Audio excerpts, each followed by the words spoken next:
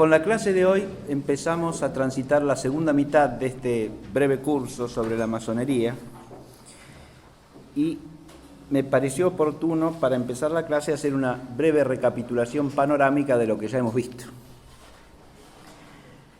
Hemos tratado en las tres clases anteriores, primero, de la esencia de la masonería como unidad de una cierta ideología, que es básicamente la ideología iluminista, con una institución que la vehiculiza y organiza y proyecta actividades según esa ideología. Hemos visto en la segunda clase el tema de los orígenes, complejo tema de los orígenes de la masonería.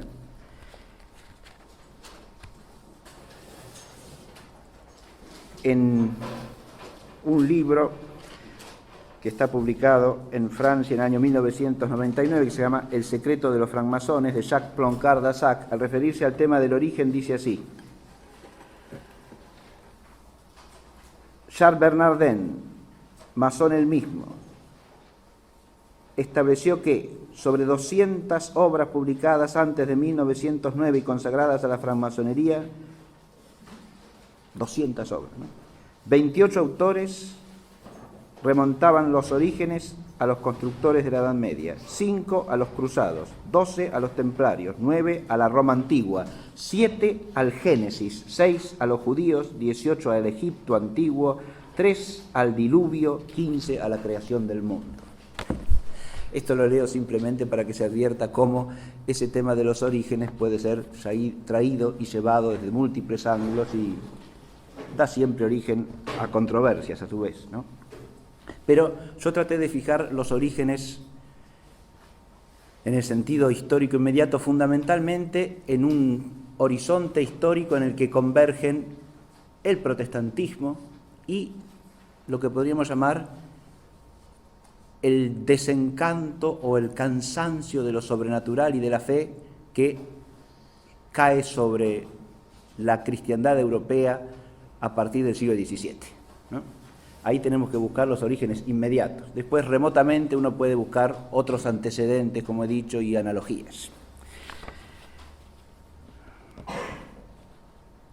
Y en la tercera clase nos hemos ocupado de los fines, en relación también con los aspectos básicos de la organización institucional.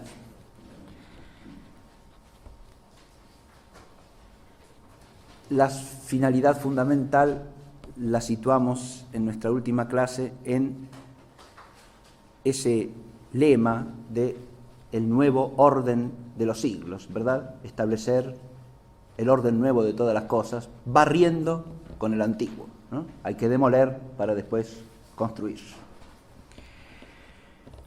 Y esa finalidad entraña a su vez un fin fundamentalmente anticristiano, porque ese orden que hay que barrer es el orden cristiano.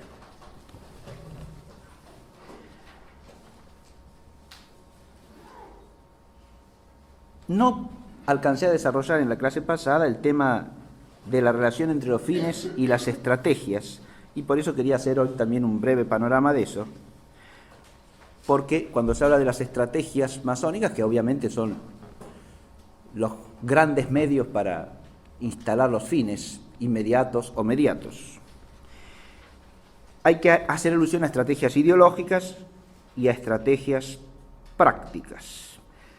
Entre las ideológicas hemos mencionado ya en clases anteriores las fundamentales. Primero, la revolución semántica, es decir, la apropiación del lenguaje con peso histórico y con connotaciones relevantes para la tradición, pero ese lenguaje es apropiado para cambiarle el significado a términos claves, ¿no? E instalar los nuevos valores, es decir, los valores que estas palabras transformadas de significación vienen a significar. Esas palabras van asociadas a su vez a los ideales revolucionarios, como vimos en la clase pasada, ese texto dirigido a Garibaldi sobre la libertad, la igualdad y la fraternidad. Ideales revolucionarios que hay que instalar, y ahí vienen otras estrategias de instalación de esos ideales, ¿no? A través de la enseñanza escolar, a través de la prensa, a través de las artes, etc. También está la estrategia de apropiación de los bienes morales, ¿no? Apropiarse del espíritu de una nación, por ejemplo, y del cierto nacionalismo, como el caso paradigmático que pusimos de Italia, precisamente en relación con Garibaldi, también en nuestro caso se da eso, ¿no? Apropiarse del ideal nacional de tal manera que aparece como obra y gracia de la masonería. Y entonces queda comprometido el afecto a la nación con una gratitud para con quienes han liberado a la nación o la han hecho independiente. Eso se puede proyectar a múltiples aspectos, porque también haciendo obras de bien público o de interés común, ¿no? Y haciendo notar que de alguna manera esas se deben a la masonería, queda comprometida la gratitud pública. La estrategia de manipulación de la historia es una estrategia ideológica fundamental también. Sin eso, no hay manera de instalar el ideal revolucionario. Hay que manipular la historia en todos sus aspectos, pero sobre todo retrospectivamente hay que demonizar al antiguo orden y hay que, a su vez, exaltar los presuntos logros de la revolución.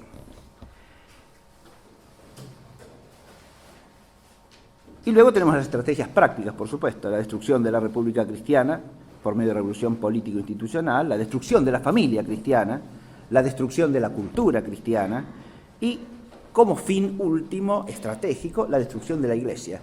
Pero este es un tema del que trataremos en la clase próxima, así que de eso no voy a decir nada ahora.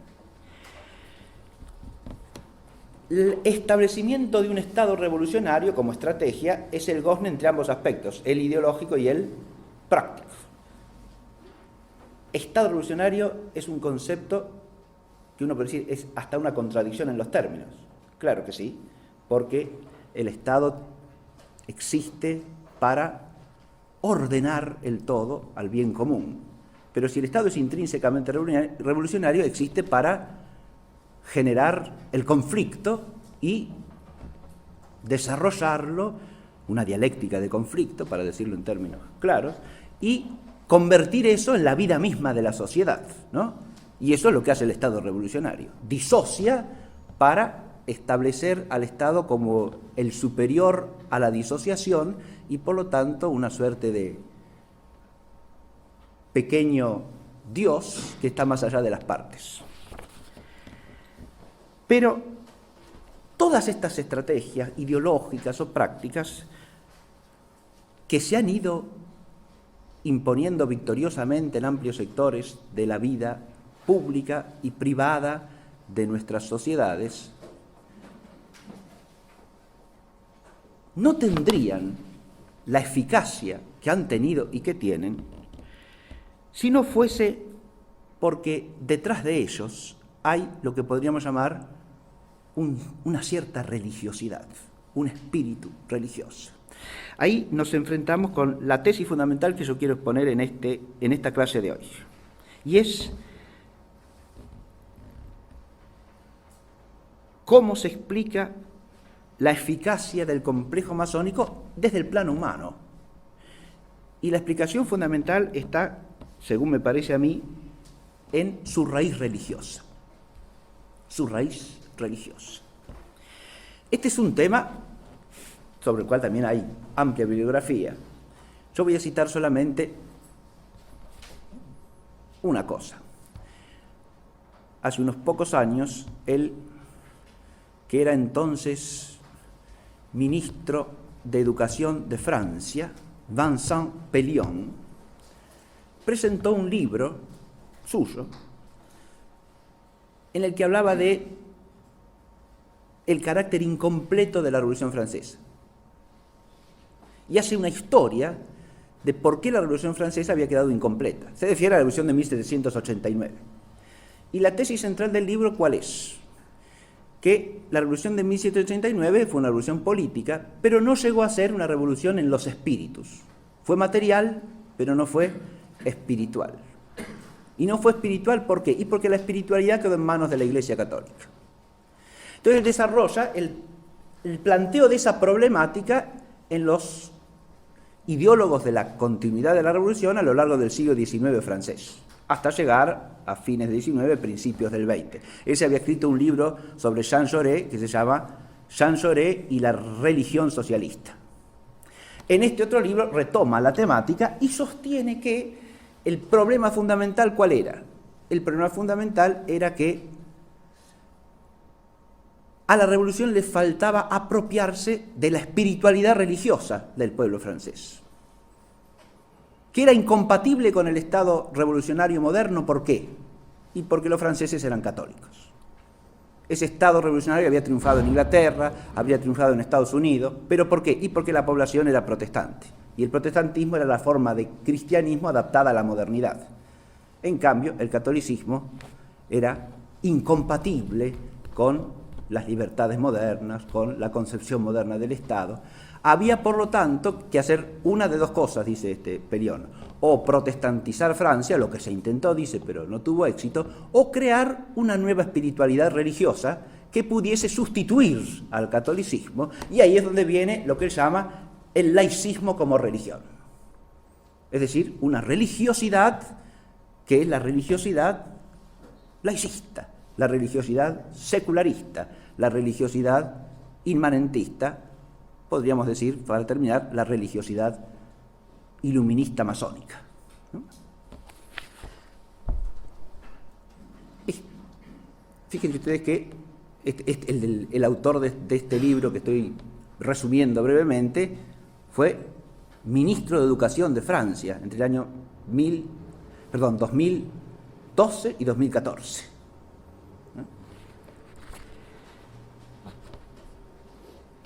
Ya que hablo de Francia, voy a hacer otra pequeña introducción a la clase de hoy. El último domingo salió en el diario La Nación una nota que se llama "Las teorías conspirativas rodean la asunción de Macron". No sé si lo habrán leído. Bien. Y el subtítulo es: "Los adeptos a los complots señalan al presidente electo de pertenecer a un grupo secreto que domina el mundo". Esto se refiere al acto que hizo Macron en París, ¿no?, con ocasión de su acceso a la presidencia de la República Francesa, y al surgimiento de ciertos comentarios que veían en ese acto simbología masónica. Pero quiero comentar brevemente este artículo. ¿Por qué? Porque este artículo es claro, sale en el diario La Nación, que no olvidemos, es un diario ya originariamente masónico, ¿no?, por su fundador. De manera tal que, eso es lo primero que hay que advertir. Pero todo el artículo no hace más que ridiculizar la pretensión de que el acto estuviese imbuido de cierta simbología masónica, porque, claro, toma el asunto por la parte más débil, y entonces habla de los Illuminati, si ustedes van a internet y buscan el asunto, se van a encontrar también con una serie de videitos o de artículos, ¿no?, donde está traído y llevado el asunto de si pertenece a los Illuminati reptilianos o no, y todo ese tipo de cosas curiosas y poco serias, y como se toma desde ahí el asunto, ¿no?, se lo toma para la chacota. Y los que dicen que hay ahí simbología masónica no hacen más que participar de una especie de teoría del complot que es despreciable intelectualmente, desde luego, ¿no? En realidad, el asunto se puede tomar mucho más seriamente, ¿no?, porque desde un punto de vista objetivo no hace falta, primero que nada, referirse a la simbología del acto, porque si uno lo ha oído hablar alguna vez a Macron, sabe que tiene una ideología absolutamente iluminista e inmanentista, de manera tal que use símbolos o no use símbolos, desde el punto de vista esencial, su mentalidad es iluminista y masónica. Lo otro es decorado, si se quiere. Pero, como dije en la clase pasada también, los símbolos son importantes porque el hombre vive de símbolos, ¿no?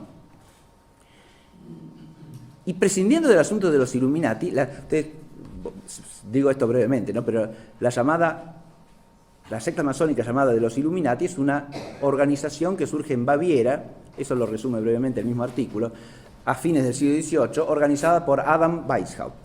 La organización que Weishaupt puso en ese momento fue casi inmediatamente desbaratada, ¿no? O sea que dejó de existir poco tiempo después de empezar. El influjo de Weishaupt a lo largo del tiempo se debe mucho más a sus escritos que a su organización práctica, en la que, como he dicho, fracasó. Esto históricamente es lo que se puede decir, ¿no? Más allá de eso, no interesa si Macron pertenece a una determinada logia o no, si está inscrito a la masonería.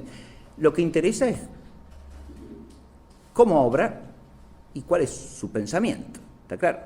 Y ese acto también tiene una simbología que es importante. No hace falta ir a los Illuminati para advertir que si él se pone a hablar teniendo como fondo la gran pirámide que está en el Louvre, ¿no es cierto?, en el espacio del antiguo Palacio Real, ¿no?, hay toda una simbología detrás de eso, es evidente, ¿no? Esa era la sede de la monarquía, y el nuevo presidente va ahí y se pone delante de la pirámide, que es por lo menos un monumento al modernismo, al progresismo, al culto del hombre, y además es un símbolo masónico. Eso ya se habló cuando en la época de Mitterrand se hizo la pirámide. ¿Sí? Bien. No hay que ser ningún conspiracionista para entender eso. Para nada de nada. Bien. Esto lo digo porque siempre nos enfrentamos con el mismo asunto acá, ¿no? Si uno habla de este tema, tiene que hacerlo con suficiente seriedad y claridad como para no caer en la caricatura, digamos así, fácil de despreciar del conspiracionista paranoico. Como si hablar de la masonería y del influjo histórico de la masonería implicase alguna clase de paranoia, ¿no? Bien. En realidad, no tener en cuenta eso es una falta absoluta de seriedad historiográfica, que tendrá que cargar el que lo haga, ¿no? El que no hable en absoluto de la existencia de la masonería y de su influjo en la historia de los últimos 3 siglos. Ahora sí paso al tema fundamental de la clase de hoy, que es la masonería como religión. En primer lugar, quería destacar algunas nociones fundamentales de carácter general, porque para hablar de la masonería como religión tenemos que, por lo menos, esclarecer nuestra mente o recordar brevemente nociones básicas acerca de qué entendemos por religión, porque si no, ni sabemos de lo que estamos hablando, como siempre, ¿no? Si no esclarecemos los conceptos, todo permanece en la vaguedad. Cuando hablamos de religión, clásicamente estamos hablando, primero que nada, de la relación del hombre con la divinidad. Esa relación implica siempre un componente intelectual, porque el hombre es capaz de Dios porque es inteligente, porque tiene racionalidad. Primera cosa, el hombre, por ser racional, puede conocer que hay Dios. Entonces, siempre la religión tiene un componente intelectual, un componente racional.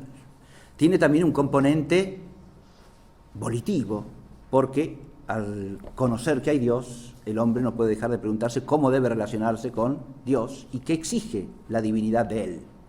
Ese componente volitivo implica el orden moral, el orden cultural.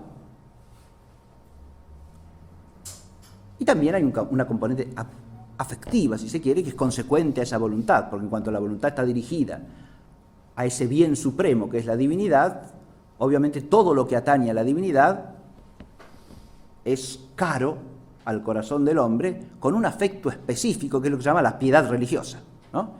Es decir, ese afecto por el cual el hombre se estremece y reconoce la superioridad de la divinidad y se dirige a ella con la totalidad de su ser como aquella realidad de la que todo su ser y su vivir depende. Ese reconocimiento de dependencia radical es inseparable de la religiosidad humana. Estoy hablando de religión en un sentido filosófico, si se quiere, es decir, lo que suele llamarse la religión natural. Que el hombre es naturalmente religioso y por su propia naturaleza de ser racional es capaz de Dios, para nosotros, cristianos, es incluso una verdad revelada.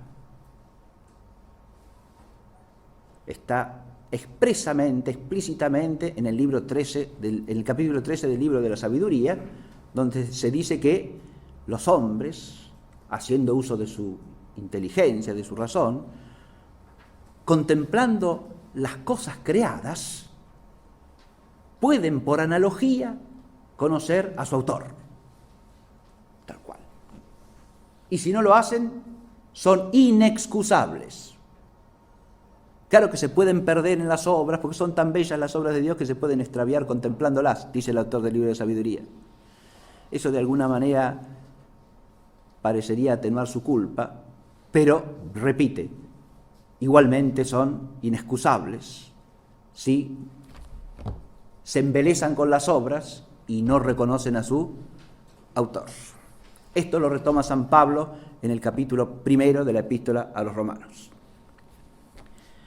En el capítulo 2 San Pablo va un poco más allá porque hace alusión a la dimensión práctica que yo dije recién. No solo el hombre es capaz de conocer que hay un Dios, un único Dios, sino que además puede con su inteligencia reconocer ciertas exigencias prácticas que se derivan de allí, ¿no? Cierta ley natural, ¿no? Que a los que no tienen la ley revelada, dice San Pablo, les sirve de norma en relación con su conducta.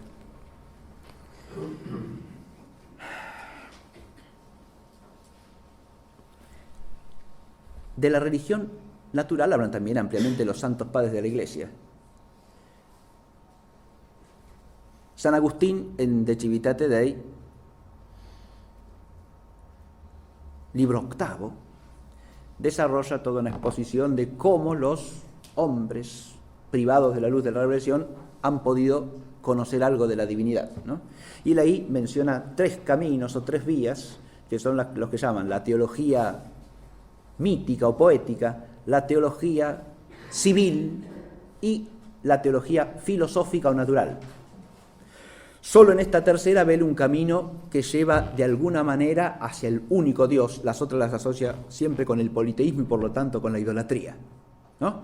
Pero en la tercera reconoce un camino por el cual los hombres, por la luz de la inteligencia, pueden llegar a reconocer al único Dios verdadero. Y por eso San Agustín ahí retoma lo que han dicho San Justino, Clemente de Alejandría, Orígenes, acerca de la teología filosófica, una cierta preparación al Evangelio.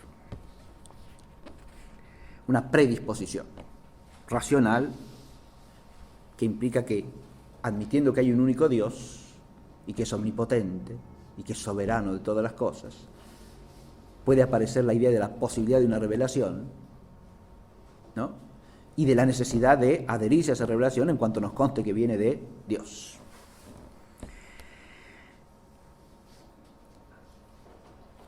De la religión, y ahí entramos en el concepto de religión revelada, ¿no? La religión revelada trasciende esa capacidad natural del hombre de abrirse hacia Dios, porque en la religión revelada es Dios el que se entrega al hombre, se le manifiesta, se le hace presente, le entrega a través de una palabra sobrenaturalmente inspirada, sobrenaturalmente generada, su propio pensamiento. Se le revela.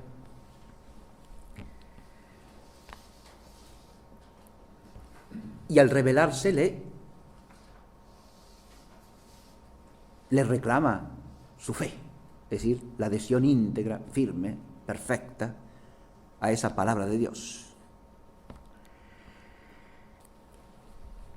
Entre la religión natural y la religión revelada hay distinción, pero no separación. toda religión natural, entre comillas, o religiosidad natural, para decirlo mejor, no tiene otro sentido y función en la historia que encaminar al hombre a la religión verdadera, que es la religión revelada. Y a su vez la religión revelada tiene unos presupuestos de orden natural, diríamos así, ¿no? Lo que se llama preámbula fidei en la tradición de la teología escolástica, los preámbulos de la fe, noción que ya viene de los santos padres de la Iglesia, ¿no? Unos presupuestos que implican que para ser recibida la revelación como revelación, el hombre tiene que tener una cierta concepción de la realidad que le posibilite esta recepción de la palabra revelada como tal, ¿no? Todo esto está siempre, desde luego, bajo la providencia de Dios y forma parte de un único designio en el cual el orden natural está contenido en el sobrenatural y a su vez en lo que se llama teológicamente el orden hipostático, porque todo el orden sobrenatural culmina en el misterio de la encarnación del Verbo, para gloria y alabanza de la Trinidad Santísima. Hay desviaciones de la religión, y estas las tenemos que repasar brevemente por nuestro tema. Una es la idolatría. La idolatría se produce cuando ponemos en el lugar del Dios verdadero otra cosa que no es Él. Y otra cosa que no es Él es alguna criatura, necesariamente. O algo de la criatura que divinizamos. Hay distintos tipos de idolatría a su vez, según cuál sea el ídolo. Baste recordar esa confrontación quizá un tanto exagerada retóricamente, pero muy sugerente y profunda, que hace Chesterton en ese capítulo de El hombre perdurable, que se llama La guerra entre los dioses y los demonios, donde compara la idolatría romana con la fenicia, la cartaginesa, la púnica, ¿no? Como dos tipos de idolatría opuestos por su talante intelectual y moral, porque una es una idolatría centrada en dioses familiares y la otra una idolatría centrada en una divinidad que es puro poder y que exige constantemente sacrificios humanos para ese poder cuyo símbolo es el dinero, ¿no? Sí, hay ídolos e ídolos, ciertamente. Claro. Hoy se ve papolatría también. Sí, bueno, fíjese, la idolatría es poner en el lugar de Dios cualquier realidad que no sea Dios mismo. Usted puede poner a un hombre en ese lugar, claro que sí. Ahí usted está tocando un tema que es interesante, porque la idolatría puede darse tanto en el ámbito pagano como en el propio cristianismo, ¿no? En el cristianismo, cuando ponemos en el lugar de Dios algo que, si bien tiene relación con Dios, no es Dios, ¿no? Si nosotros hacemos de un ser humano Dios, entonces incurrimos en idolatría, ciertamente, lógico. Si en lugar de ver en el Papa al sucesor de Pedro, al sucesor del príncipe de los apóstoles, al que tiene el primado en toda la Iglesia, doctrinal y de jurisdicción, como nos enseña la fe católica, ¿no? Convertimos al Papa en una suerte de ser divino, en una suerte de deidad. Hay maneras más sutiles de caer en idolatrías desde ese punto de vista, cuando, por ejemplo, yo he hablado de la palabra revelada. La palabra revelada es palabra de Dios, ¿no? Lógico.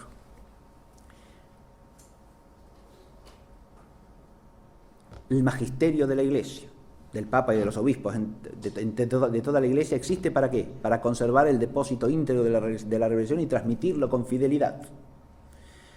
En cuanto enseñan la palabra de Dios, su magisterio es no humano, es divino, porque nos están enseñando la doctrina de la fe, la palabra revelada.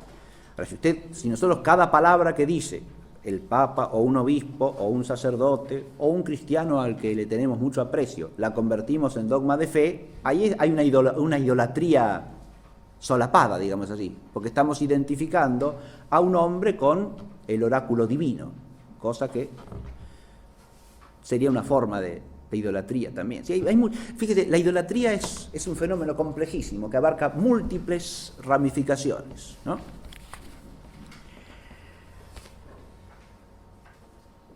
Pero la idolatría es un vicio opuesto a la religiosidad auténtica, ¿no? Otra segunda desviación es la impiedad. La impiedad es la falta de esa virtud por la cual reconocemos la superioridad de Dios, ¿no? Ya sea en lo intelectual, ya sea en lo moral, ya sea en lo afectivo religioso.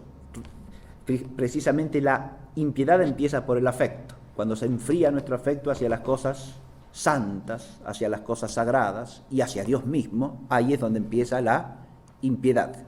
Pero ese enfriamiento del afecto distorsiona la inteligencia y la voluntad, las aparta del vínculo religioso y las orienta hacia otra parte. Ahí tenemos la impiedad, otro mal que afecta a la religión. La incredulidad es consecuencia de la impiedad, de alguna manera, pero la incredulidad es negarle a Dios la fe que le debemos. O sea, el homenaje supremo de nuestra inteligencia y de nuestro ser todo, como el Dios que es. En cuanto se nos revela, le debemos una fe perfecta. Fíjense que la certeza de la fe, se dice en teología, es la máxima certeza. Claro, porque no creemos a cualquiera, le creemos ahí a Dios mismo, que es la verdad subsistente.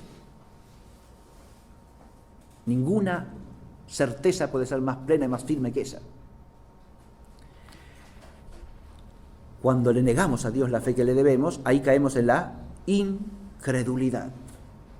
La incredulidad, adviértase, puede darse en el pagano que no reconoce la verdadera fe, pero también en el que, habiendo recibido alguna parte de la revelación, se niega a recibir la plenitud de la revelación, o en el que, reconociendo ciertas verdades de fe, rechaza otras.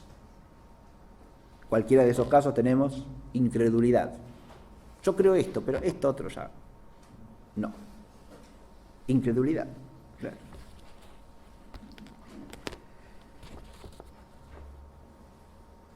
La infidelidad es otro mal que aparece ampliamente desarrollado en todos estos temas están en la Biblia y han sido desarrollados ampliamente por toda la tradición teológica cristiana, ¿no? La infidelidad es una categoría ampliamente bíblica, ¿no? Dios es siempre fiel, pero el pueblo de Dios tiende a la infidelidad. El hombre tiende a ser infiel, en el sentido de que tiende a no permanecer constante, íntegro, pleno en su fe, en la fe que le entrega a Dios. Un momento cree y al momento siguiente se desmorona, ¿no?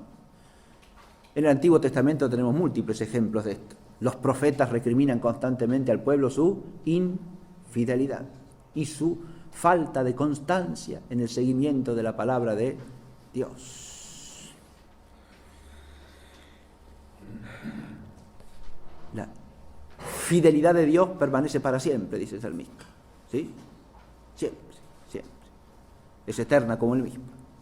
Y no tiene vuelta. No se retrae. Fíjense que en todo el fenómeno del iluminismo y de la masonería, o en la raíz de eso, hay una profunda infidelidad. Porque es un fenómeno que afecta a la cristiandad, como hemos dicho, ¿no? Es claramente un fenómeno de infidelidad. Y también de incredulidad. Y también de impiedad, ciertamente, y de idolatría, sí señor. Y todo eso se resume en la última categoría. La categoría final que he puesto es la de la apostasía. Aquí hablamos ya de un fenómeno en el cual se produce una infidelidad del que ha sido fiel. Porque la apostasía es el retraerse de la fe verdadera, el apartarse de ella cuando se la ha recibido, es renegar del don recibido.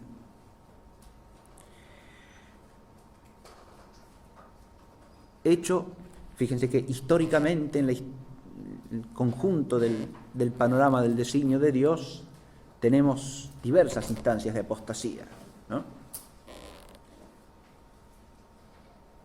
Hay en la incredulidad de gran parte del pueblo de Israel ante la venida del Mesías, hay cierta, no solo infidelidad, sino también cierta apostasía. Hay una retracción de la fe profética que se ha tenido por la negación de la plenitud de la revelación. Y en el iluminismo y la masonería hay una apostasía del cristianismo.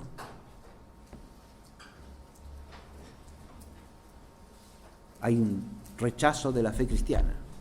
Puede ser mayor o menor, más profundo o menos profundo, pero existe siempre en la raíz de todo este fenómeno. Es en esta línea que tenemos que situarnos para poder abordar la problemática de si es o no una religión lo que está detrás de la masonería.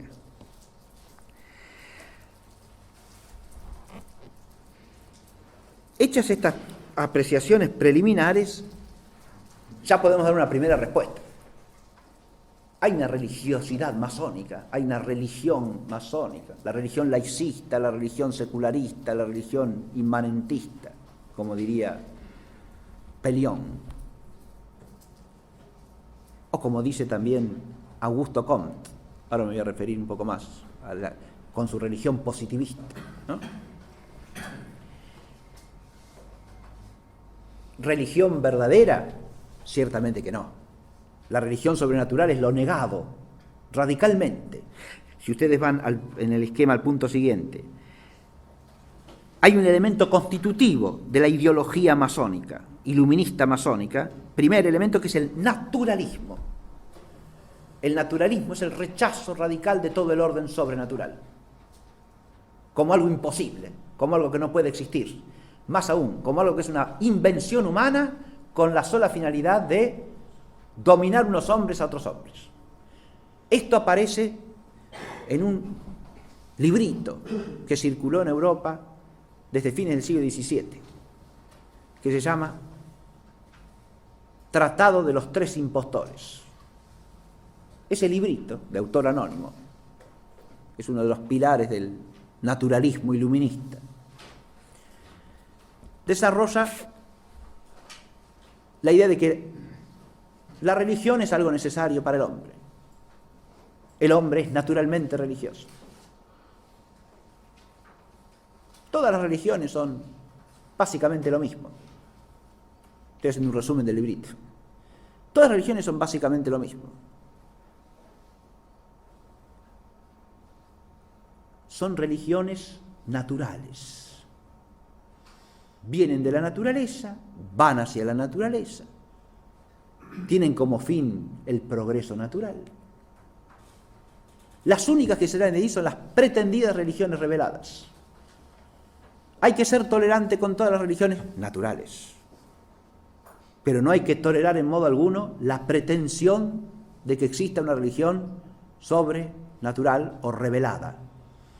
La revelación es imposible, lo sobrenatural no existe, y los fundadores de religiones que han pretendido ser depositarios de una revelación no son más que hombres que a través de esa ficción ideológica han establecido la superioridad de los que poseían la revelación sobre todos los demás, con el objeto de ejercer poder sobre ellos. Los tienen atemorizados a partir de la idea de que esa revelación viene de la divinidad y los someten a su voluntad. Fíjense que aquí tenemos estos fines del siglo XVII, ¿sí? No hay que esperar ni a Feuerbach, ni a Marx, ni siquiera a Voltaire para ver dichas, para oír que se digan o para leer escritas todas estas atrocidades. Claramente, apostáticas o no, sí señor. Incrédulas también, infieles también, e idolátricas también. Este autor es un poquito posterior a otro autor, Vanini, que fue fraile carmelita y apostató de la fe, y escribe una obrita que se titula La naturaleza, diosa y reina de todos los mortales. Ahí tienen ustedes ya no solo el naturalismo, sino también el ídolo que es la naturaleza, diosa de todos los mortales. El naturalismo en realidad suprime la religión natural. El naturalismo es un rechazo de la revelación, pero también suprime la religión natural, porque la religión natural implica reconocer que hay un Dios. Ahora, un Dios que es impotente más allá del orden natural no es Dios.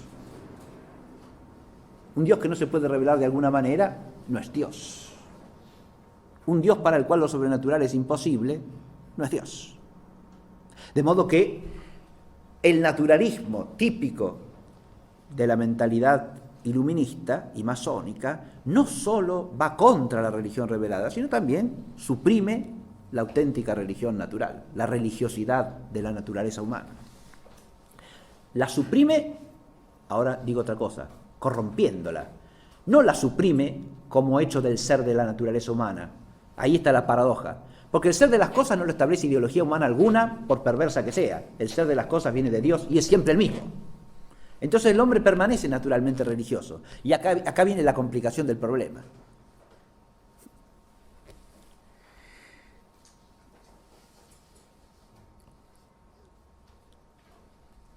Otro rasgo típico es el gnosticismo y el inmanentismo.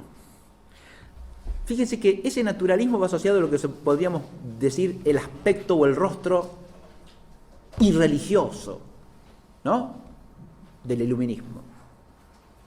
Si uno habla de la religión iluminista, no, como el iluminismo es más bien irreligioso. ¿Cómo va a ser religioso?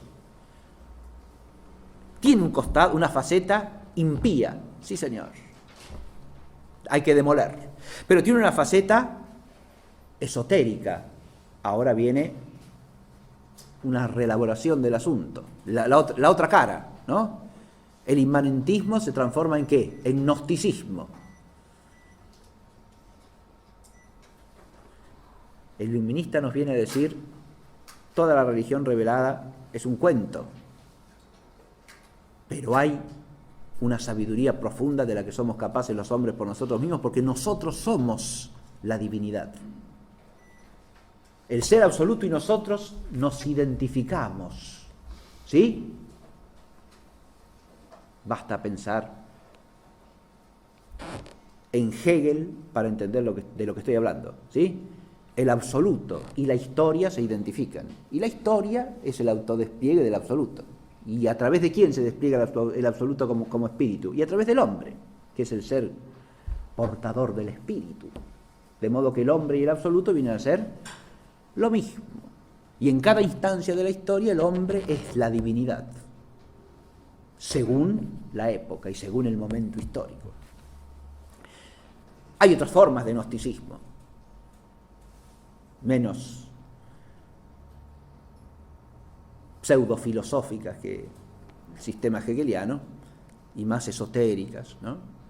Baste pensar en la metafísica de Saint-Germain, por ejemplo, ¿no?, asociada directamente a la masonería, porque el martinismo es una corriente masónica, se ha organizado como tal y existe actualmente, ¿no? Pero en la base de la gnosis, ¿cuál es?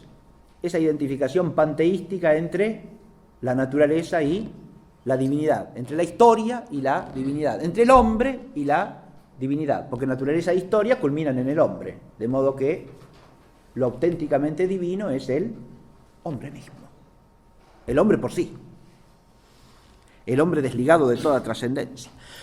Esta religión, acá puede caber una religión, obviamente, porque hay un, fíjense, en el lugar del Dios verdadero ahora se está poniendo al hombre como ídolo, ¿verdad? Y ese hombre que es el ídolo se basta a sí mismo, ¿no? Por eso puse aquí la religión de la autosuficiencia, que es lo más característico de lo que podríamos llamar el talante religioso iluminista masónico. De ahí la identificación del hombre con el constructor, ¿no?, que edifica la historia, que se edifica a sí mismo, que se crea a sí mismo, que se produce a sí mismo en la historia. Tenemos ahí entonces un historicismo y un panteísmo que son la elaboración ideológica del inmanentismo. Hay una inmanencia deificada. Esa inmanencia deificada está cerrada sobre sí misma porque lo contiene todo. No está abierta a lo trascendente, porque lo trascendente es ella. Claro que esa trascendencia hay que postularla de alguna manera, hay que algo, de alguna manera como algo otro tiene que aparecer. Es lo porvenir, es el futuro, es el fruto de la revolución que todavía no se terminó. Así sucesivamente, ¿no? Hay un desplazamiento en el tiempo de la figura ideal, objeto de todo el afecto idolátrico de piedad, ídolo al que se sacrifican toda clase de bienes, incluidas vidas humanas, ¿no? A ese ídolo que es la instancia culminante de la historia a través de la revolución. El hombre, a través de esta visión, identifica, aquí hay un problema enorme de todo gnosticismo, pero en particular de este gnosticismo historicista.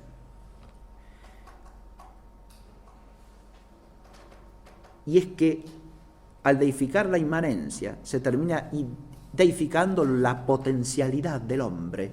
Lo dice expresamente Feuerbach esto, ¿no? Cuando Feuerbach, Ludwig Feuerbach, me refiero a la figura culminante de lo que se llamó la izquierda hegeliana, ¿no? Y antecedente directo de Carlos Marx.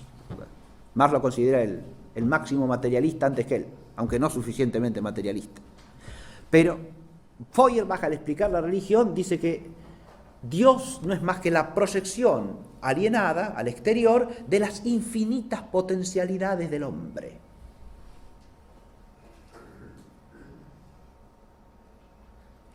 Digo que ahí está poniendo el dedo en una llaga de todo este gnosticismo inmanentista, y es lo siguiente: al deificar la inmanencia se termina deificando en última instancia la materialidad y la potencialidad. Es una religión invertida, es una adoración de lo inferior.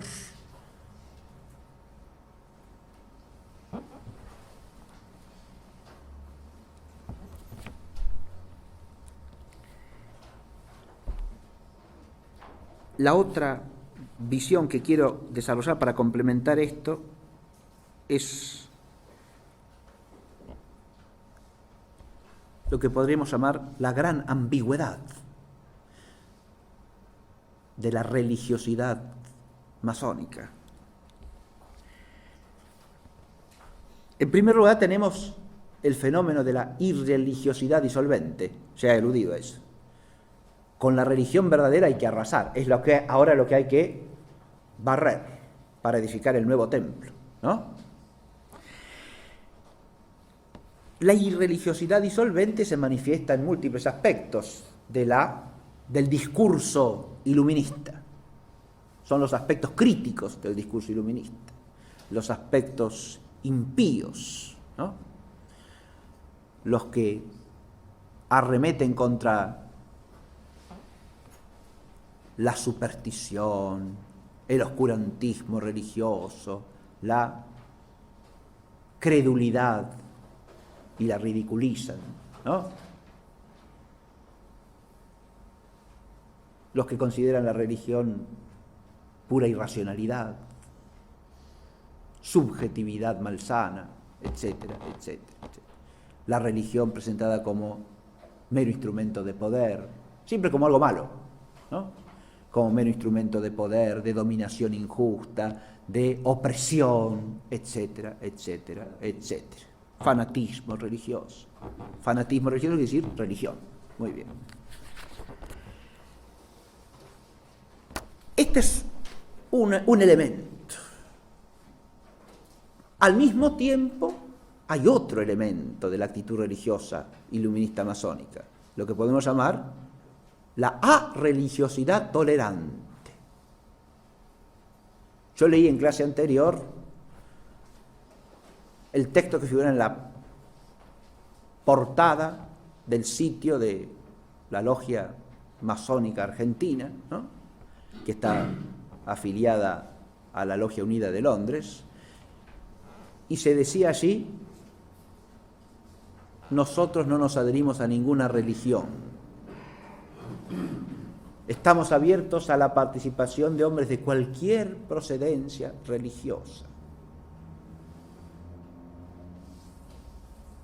Hay una arreligiosidad pretendida, ¿no? No nos adherimos a ninguna religión. Y una tolerancia universal, cualquiera puede venir acá, es bienvenido, ¿sí?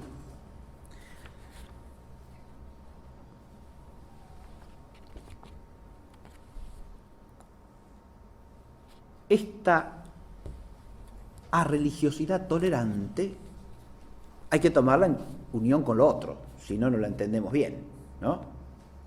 Cualquier religión es bienvenida, siempre y cuando no pretenda ser la verdad sin más.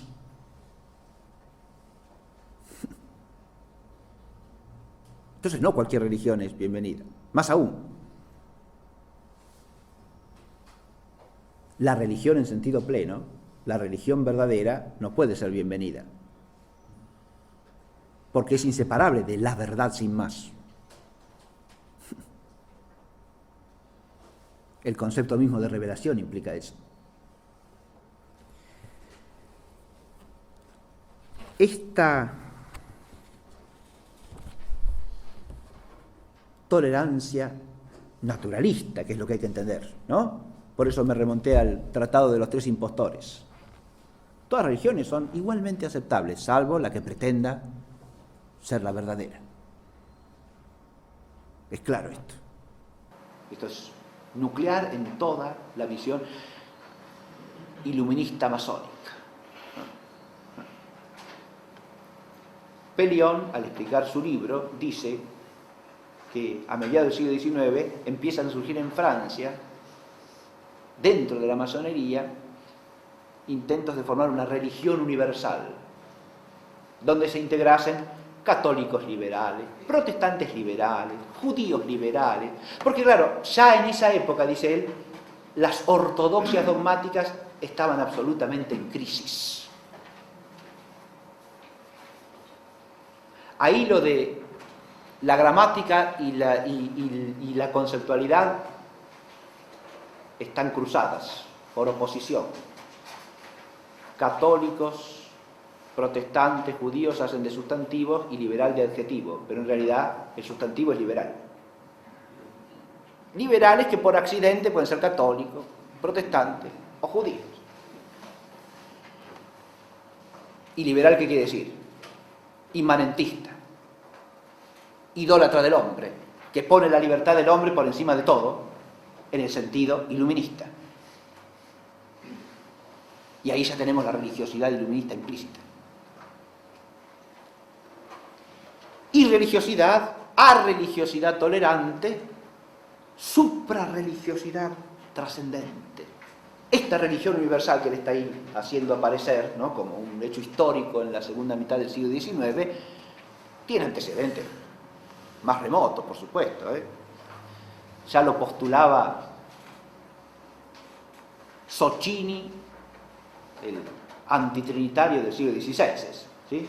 Una única religión que los une a todos, sin dogmas,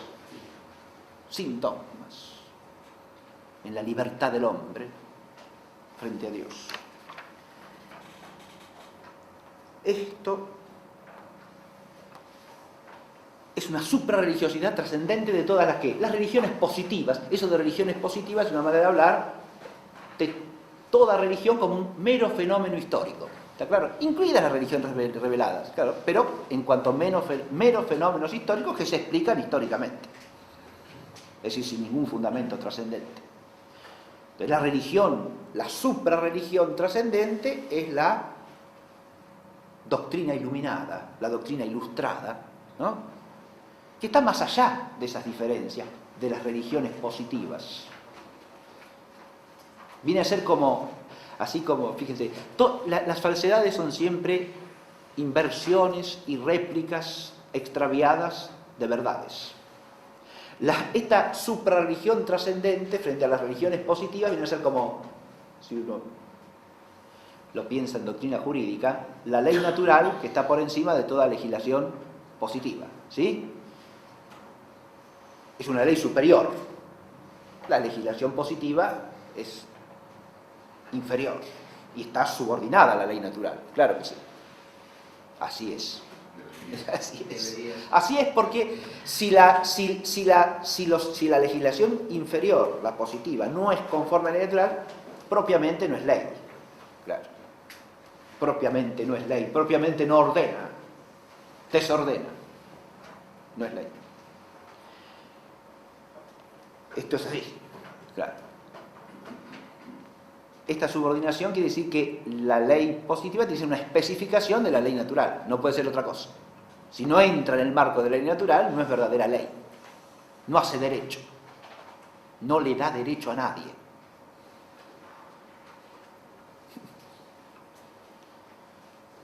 Ahora esta figura la invertimos en un sentido. Fíjese que la doctrina de la ley natural implica que el legislador supremo es Dios. Por eso digo que ahora la invertimos, ¿no? Hay una suprarreligión, que es la religión ilustrada, iluminada, la sabiduría racional y esotérica al mismo tiempo, iluminista masónica, de la tolerancia universal, de la indiferencia de todas las religiones positivas. Por debajo están las religiones positivas, que serán religiones aceptables siempre y cuando estén subordinadas a la suprarreligión trascendente, ¿no? Del indiferentismo, del racionalismo y del naturalismo. En cuanto entren ahí, magnífico. Establecemos lazos de amistad, vínculos de cooperación, etcétera, etcétera, etcétera. Nos vamos de la mano por la calle, cantamos juntos, lo que ustedes quieran. Siempre y cuando la religión positiva quede subordinada a esa presunta suprarreligión trascendente, que no es otra cosa que la ideología inmanentista.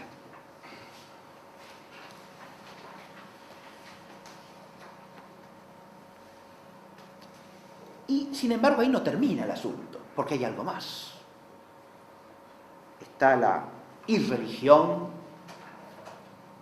crítica y mordaz, está la arreligiosidad tolerante, la suprarreligiosidad trascendente, pero la figura no se termina ahí.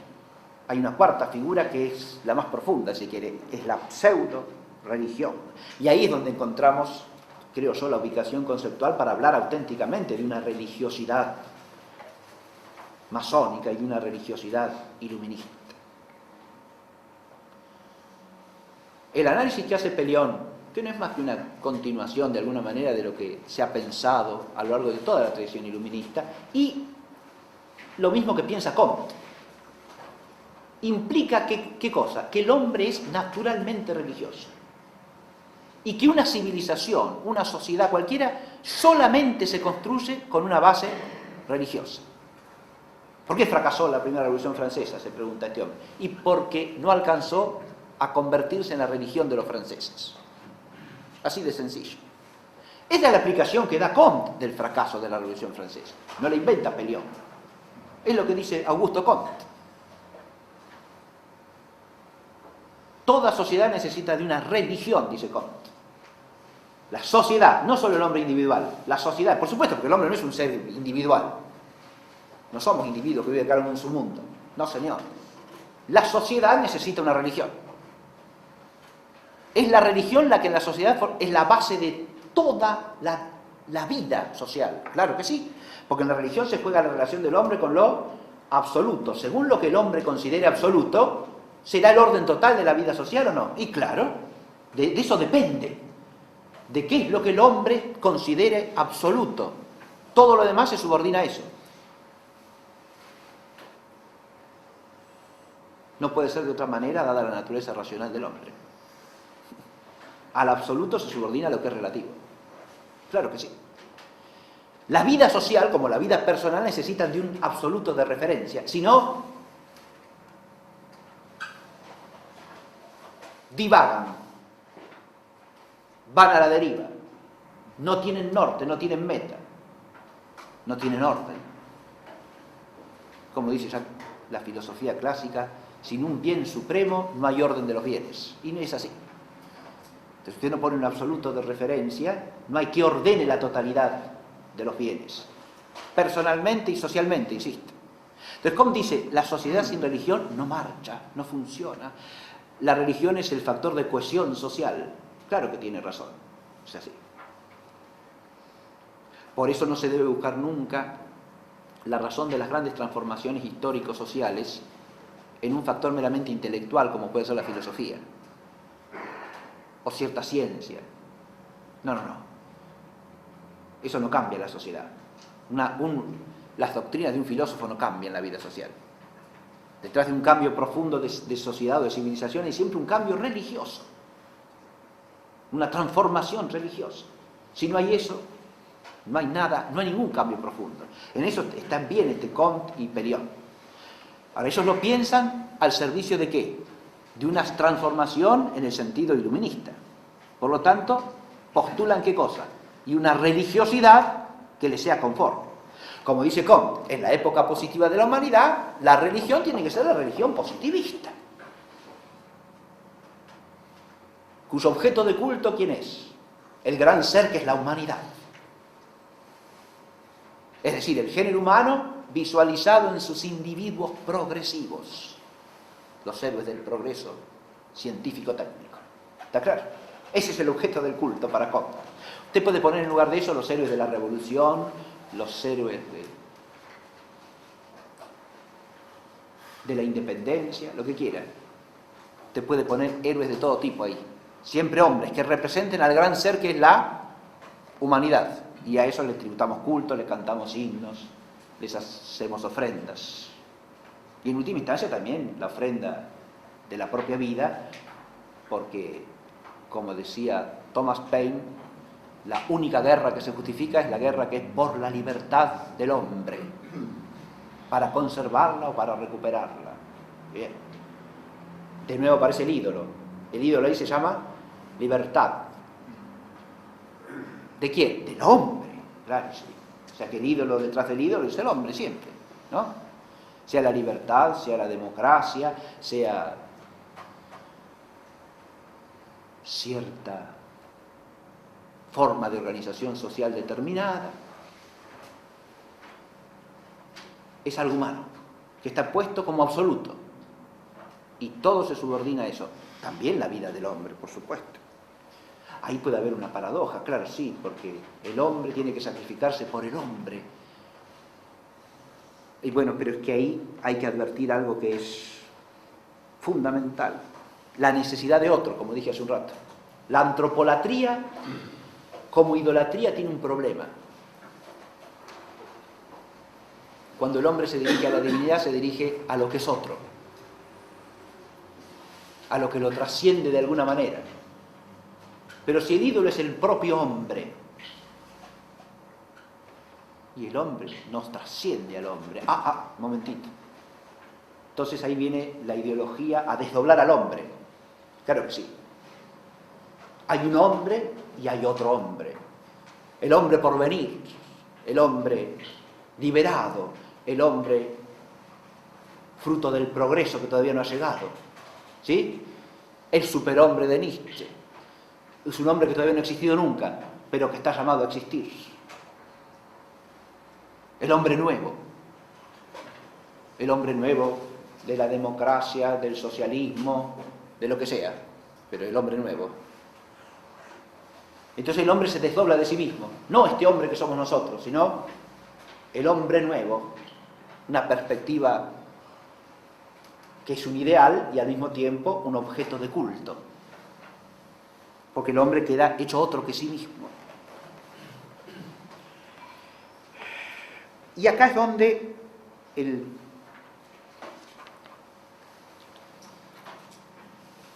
el tema de la religiosidad masónica toca otra arista que hay que tener en cuenta, porque atraviesa se encuentran todos los tratados que se ocupan del problema, y es lo que suele llamarse el satanismo en la religiosidad masónica.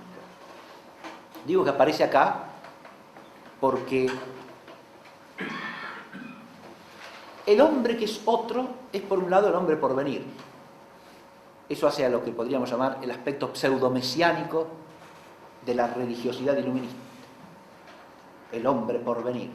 Ahí está el héroe revolucionario, que sería el Mesías transformador, pero también está el hombre paradisíaco, que es el hombre por venir, ¿no? Hay dos categorías religiosas inmanentizadas: mesianismo, reino consumado, que se insumen en la inmanencia histórica y que son fruto de ¿qué? De la actividad humana, por supuesto, ¿no? Pero esta solución no termina de saciar la sed de otredad. Hay una otredad hacia atrás también, porque este hombre nuevo es el hombre que se desliga de todo lo antiguo, ¿no? Y si no, no termina de ser nuevo. Pero el hombre antiguo es el hombre que da culto a Dios y rechaza al demonio como enemigo. Entonces el hombre nuevo será la inversión de eso. Es el hombre que rechaza a Dios como enemigo. Fíjense que ahí en esa expresión se resume todo el rechazo de la divinidad ideológicamente que caracteriza a la ideología iluminista desde su origen hasta el día de hoy. Dios es enemigo del hombre. Dios es opresor del hombre, es un límite inaceptable a la libertad del hombre.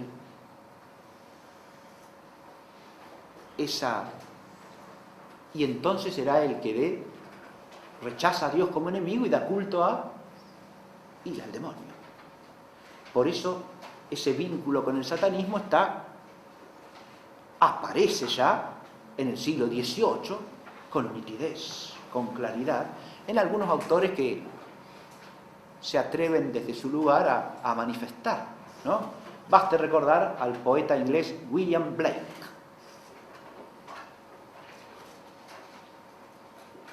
Y a su texto Matrimonio del cielo con el infierno. En William Blake los motivos que podríamos llamar satánicos aparecen elaborados poéticamente.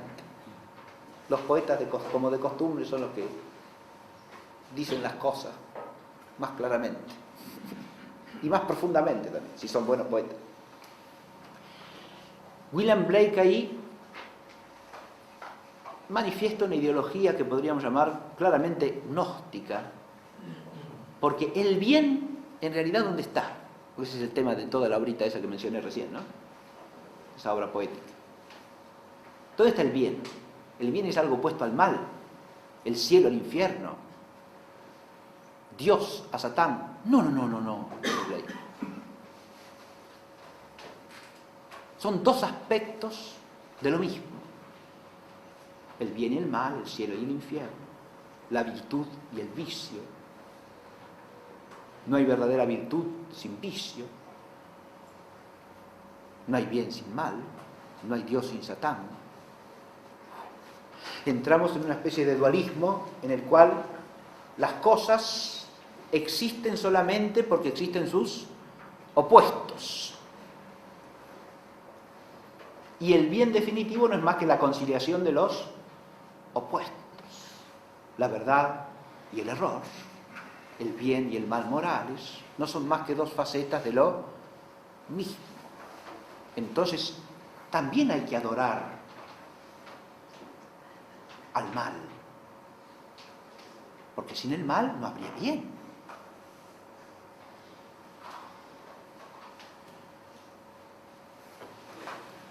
He tratado de resumir muy brevemente un texto que es complejo, ustedes lo pueden leer cuando quieran, lo encuentran fácilmente, ¿sí? Pero esta visión de Blake abre las puertas a una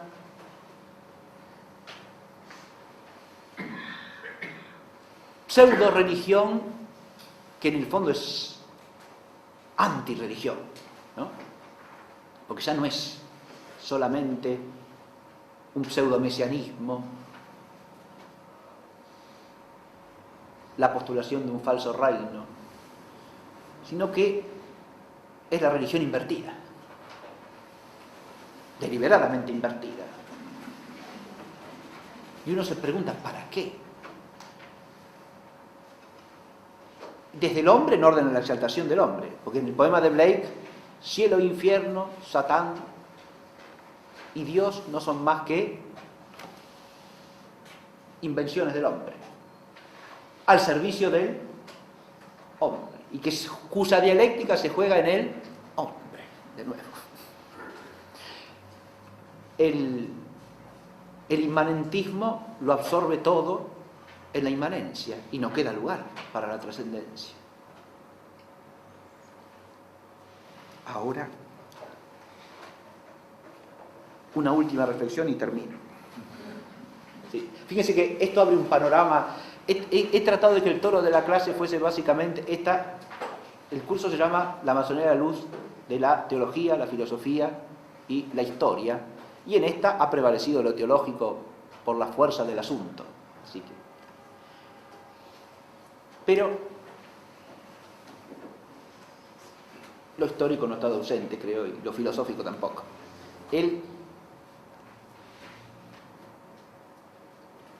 El satanismo como cierta problemática de fondo en la pseudo-religiosidad masónica, que es religiosidad, insisto, formalmente hablando. ¿En qué sentido? En que el hombre como ser de naturaleza racional, que tiene por propiedad la religiosidad, la religión es propia del hombre, no se le puede arrancar como no se puede arrancar la socialidad, ni el estar dotado de palabra, ¿no? La religiosidad tiene que encontrar una respuesta. Hay que darle su lugar. Y precisamente la ideología iluminista ella misma descubre que la religiosidad tiene un lugar fundamental. Y entonces pretende ocupar ese sitio. No hay que dejar la religiosidad humana librada a las religiones positivas. Estas, en la medida en que son manipulables o manejables por la ideología iluminista, pueden funcionar bien. Pero la religión auténtica que la tiene que coordinar a todas y guiar a todas como se debe es la suprarreligión ilustrada. Pero si uno reflexiona teológicamente, toda esta impiedad, idolatría,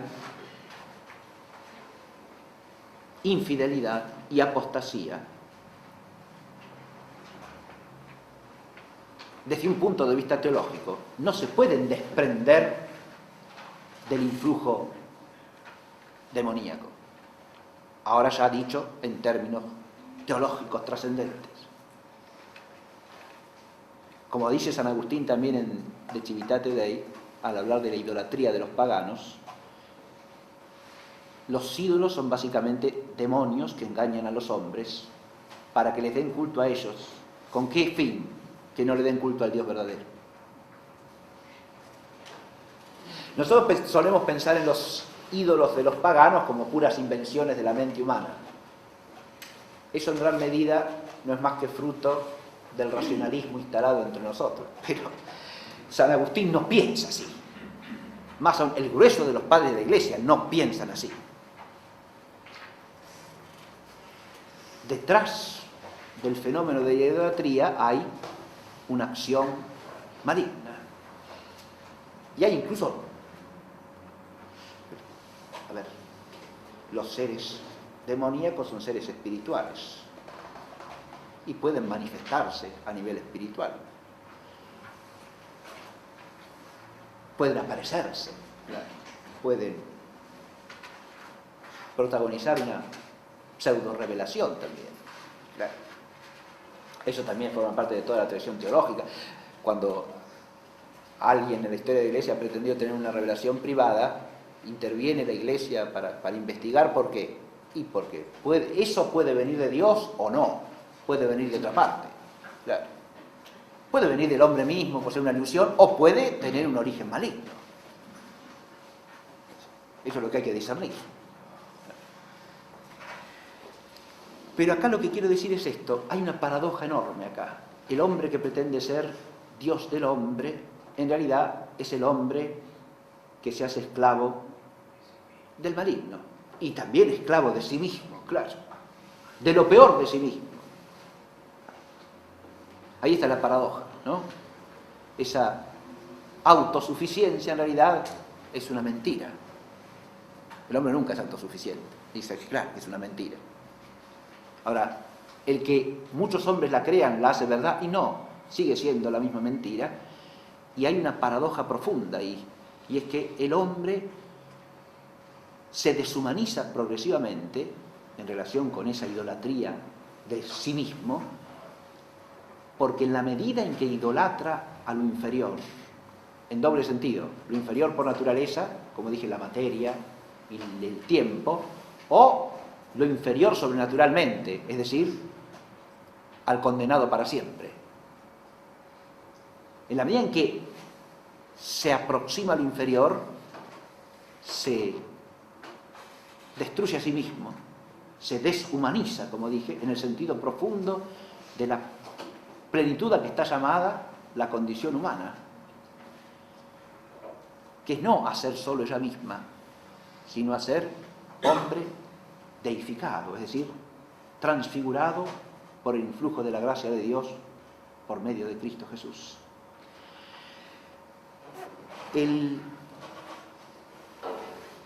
Aquí hay una contradicción y una paradoja al mismo tiempo, pero solamente quería decir una cosa para terminar, ya me pasé. La analogía y la relación misteriosa a este respecto entre el judaísmo postcristiano y la masonería es una cosa que vale la pena reflexionar. Habría muchas reflexiones, pero voy a hacer una sola muy sencilla, que es esta.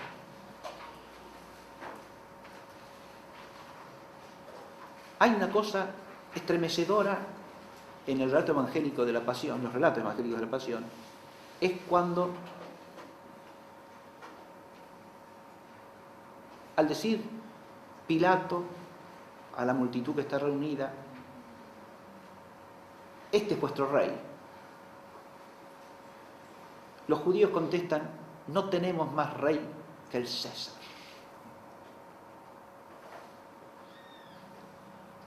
A nosotros eso nos puede parecer una cosa poco significativa, pero si uno lo estudia teológicamente, esa es una expresión estremecedoramente apostática. Ahí sí que Caifás debía haberse rasgado las vestiduras. Porque un judío que dice, no tengo más rey que el César, está pisoteando la fe de Israel. Lo mismo sería si un cristiano dijese, no tengo más rey que fulanito de tal, y fulanito de tal es un hombre que gobierna, ¿no?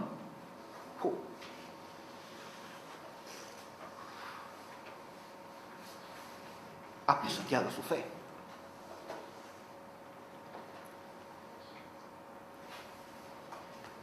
No tengo más rey que el pueblo. Ahora lo digo en clave iluminista. Y es la misma barbaridad, porque el pueblo somos los hombres.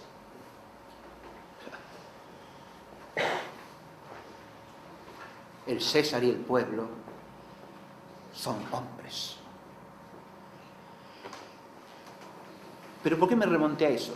Porque hemos dicho que una de las conexiones entre judaísmo y masonería es que va a haber una especie de ilustración dentro del judaísmo, ¿no?, que se aparta de la piedad judía talmúdica en gran medida y se constituye en uno de los factores que operan dentro de la masonería también, ¿no? ¿Qué es lo que los une? Y obviamente el rechazo del orden cristiano. Sí, señor. Pero acá está la misma paradoja y la misma cosa abismal. Ese judío, si lo hace con cierta arraigo a su propia identidad religiosa, debiera darse cuenta que el rechazo de Cristo va unido al rechazo de Dios mismo. Al punto que para ir contra Cristo hay que aliarse a quienes, a los que rechazan a Dios sin más, a los que incluso de alguna manera están promoviendo el culto del hombre y hasta cierto culto de Satán. Eso sería una reflexión que puede hasta dar origen a cierta cierto ánimo de conversión, podríamos decir, ¿no? Quizá la masonería puede convertir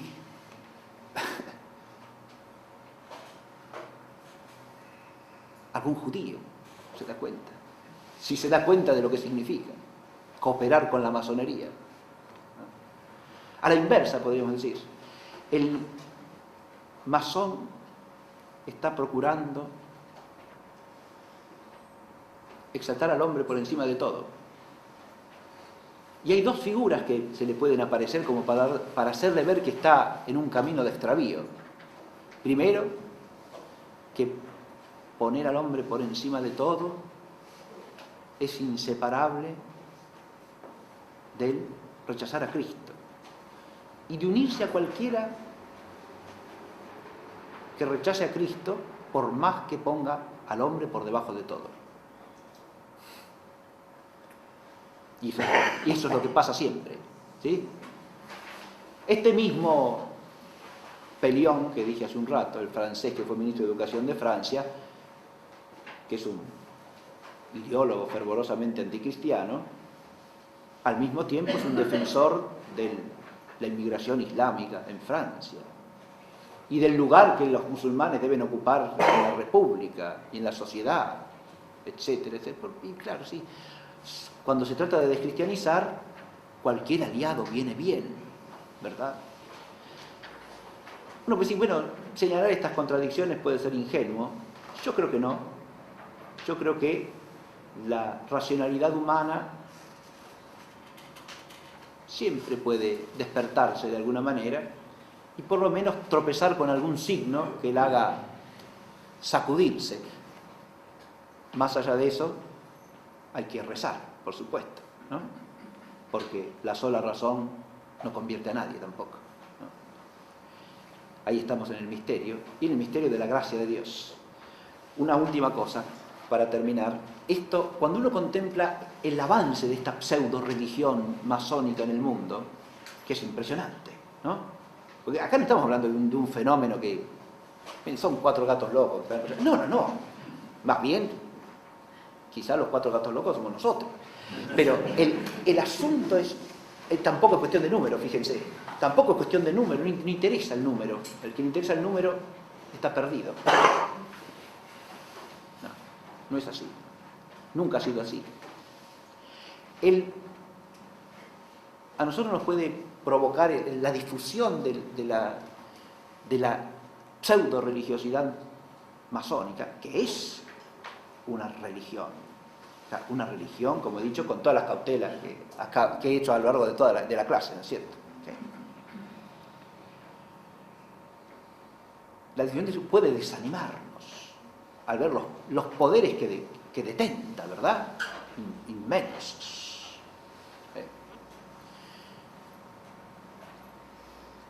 Pero,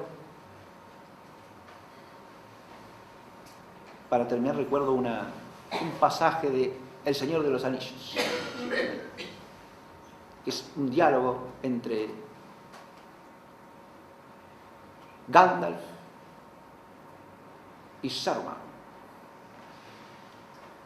Saruman representa un espíritu mediador rendido a las fuerzas del mal. Y está rendido a las fuerzas del mal porque ve que es tan poderoso que lo que él le dice a Gandalf es que contra esa fuerza no hay manera de vencer.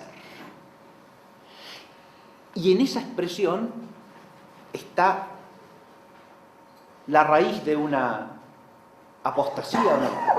Y claro que sí, contra esa fuerza no hay manera de vencer.